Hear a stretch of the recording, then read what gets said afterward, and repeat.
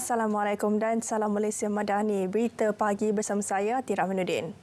Jangan jadikan isu kejatuhan nilai ringgit sebagai senjata politik hingga tidak bersandar kepada fakta. Perdana Menteri Datuk Seri Anwar Ibrahim berkata, kerajaan sentiasa mencari jalan untuk mengatasi perkara itu termasuk memperkenalkan kerangka Malaysia Madani yang bertujuan memperkasa ekonomi negara. Hasilnya, tahun lepas negara mencatatkan jumlah pelaburan tertinggi dalam sejarah dengan penurunan kadar inflasi dan pengangguran. Selain mampu mempertahankan pertumbuhan ekonomi walaupun berdepan kelembapan ekonomi dunia. Kita bimbang kalau bila ringgit jatuh, kemudian inflasi naik, pertumbuhan terbantut, pelaburan tak datang. Itu kita bimbang. Tapi sekarang ini semua angka dan data ekonomi menunjukkan kita di landasan yang betul. Sebab itu kita sementara dengar dan cari jalan untuk perbaiki. Janganlah jadikan ini sebagai satu sepak terjang politik sehingga tidak bersandarkan kepada fakta. Perdana Menteri merasmikan restu Global Quranic Arts Festival 2024 di Kompleks Nasrul Quran Putrajaya. Pada majlis sama, Perdana Menteri menyeru supaya budaya membaca, memahami dan menghayati Al-Quran terus diperluas bagi melahirkan generasi Al-Quran.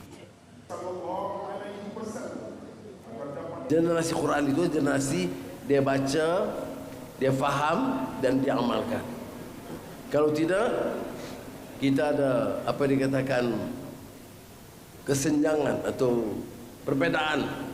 Kita bicarakan tentang indah, keadilan, tapi kita tolak ansur dengan penyelewengan, kezaliman, rasuah yang mendekat. Pemerkasaan program latihan teknikal dan vokasional TVET secara menyeluruh akan meminimumkan kebergantungan Malaysia terhadap kepakaran tenaga mahir dari luar negara.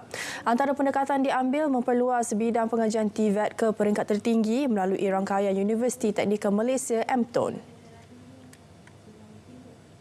Kita tidak boleh lagi bergantung. Kita melihat contoh macam mana di Jepun, ya.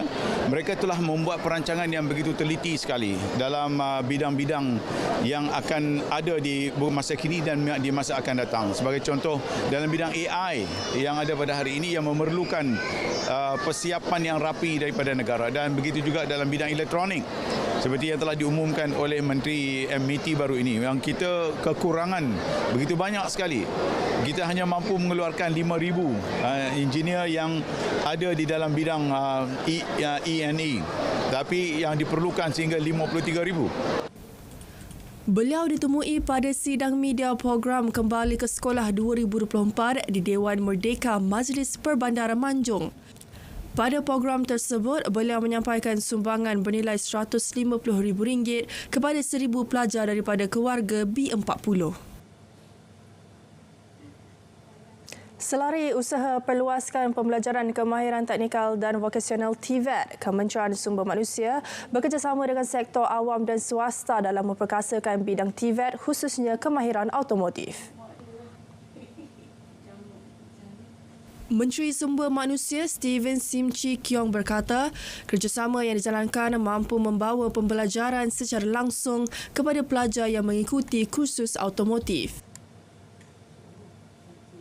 Ini saya merasa amat gembira kerana kita telah menaik taraf pembelajaran otomotif di ILP PRI ini, bukan saja dalam sistem konvensional tradisional iaitu ICE, internal combustion engine, tetapi juga sistem baru iaitu sistem BEV.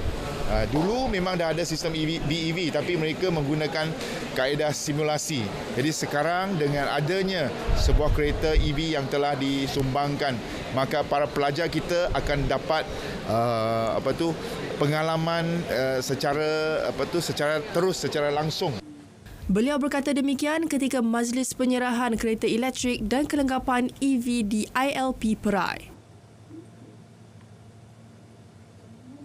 Pencapaian Malaysia menerajui pelaksanaan rangkaian 5G negara akan dikongsi Menteri Komunikasi Fahmi Fadil dalam ucap tamanya ketika Mobile World Congress Barcelona MWC 2024 di Sepanyol.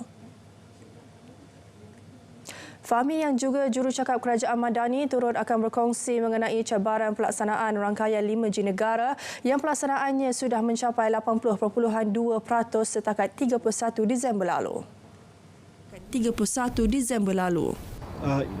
MWC merupakan peluang yang cukup baik untuk kita tunjuk bagaimana dengan pentadbiran Kerajaan Madani hari ini yang memberi fokus kepada memudah cara terutama proses perniagaan, kelulusan bagi permit dan sebagainya menjadi satu keutamaan kerana kita ingin lihat pelaburan meningkat dan bagaimana Malaysia sebagai sebuah negara yang sangat strategik lokasinya bukan hanya untuk pusat pemprosesan data ataupun data center tapi juga sebagai hub operasi bagi banyak syarikat. Selain mewujudkan Pavilion Malaysia yang disertai penyedia syarikat telekomunikasi negara, beberapa perbincangan akan diadakan dengan pemain industri telekomunikasi antarabangsa termasuk Badan Antarabangsa Group Special Mobile Association GSMA yang menganjurkan kongres tersebut. Perhimpunan tahunan terbesar industri telekomunikasi ini disertai lebih 100,000 pemain industri berlangsung mulai 26 Februari hingga 2 Mac. Sementara itu, cadangan agar Tribunal Penjawat Awam diwujudkan semula perlu dibincangkan dengan Ketua Pengarah Perkhidmatan Awam dan Ketua Setiausaha Negara.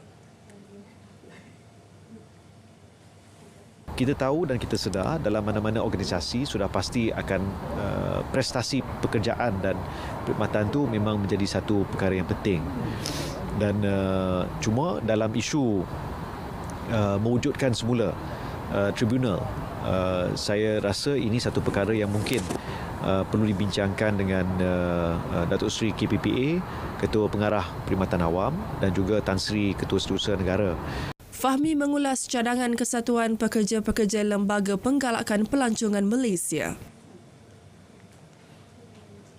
Bantu lancarkan percutian sempena sambutan Aidilfitri, kerajaan tetapkan harga maksimum RM599 untuk tiket penerbangan kelas ekonomi sehala dari Semenanjung ke Sabah, Sarawak dan Labuan. Menteri Pengangkutan Anthony Loke memaklumkan ia melibatkan tempoh perjalanan 3 hari menjelang sambutan Aidilfitri tahun ini. Penetapan harga maksimum itu tersedia untuk semua perayaan termasuk Aidilfitri, Tahun Baru Cina, Gawai dan Christmas. Bagaimanapun untuk Semenanjung, tiada harga maksimum ditetapkan kerana terdapat mod pengangkutan lain seperti bas dan kereta api. Tuah lagu A Woman's Worth telah membawa gadis dari Bumi Kenyalang, Roxy Iksi, muncul juara bintang RTM 2024, menewaskan 5 peserta lain dalam program yang disiarkan secara langsung dari Auditorium Seri Angkasa Kota Media. Kejayaan itu menyaksikan belia membawa pulang wang tunai RM78,000 dan sebuah kereta Proton Iris. Manakala peserta termuda Dania dinobatkan naib juara BRTM 2024 sekaligus membawa pulang RM35,000 beserta hadiah iringan. Selain itu, John dipilih juri memenangi kategori bintang paling popular, seterusnya membawa pulang wang tunai RM10,000. Manakala Hadi Hoof pula telah dipilih memenangi kategori anugerah juri jemputan bintang RTM yang membawa pulang wang tunai berjumlah RM1,000.